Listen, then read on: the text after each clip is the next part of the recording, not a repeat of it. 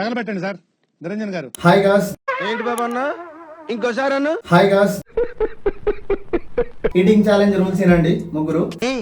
అన్న రూల్స్ పెడతారు, ఆయన ఫాలో అవ్వరు, కానీ మనం ఫాలో అవ్వాలి.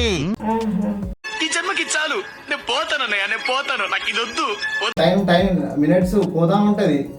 వెయిట్ నేనెంత ఎదవనో నాకే తెలియదు. శంషాన్ లేసి రాక్తాడు చప్రిగాడు.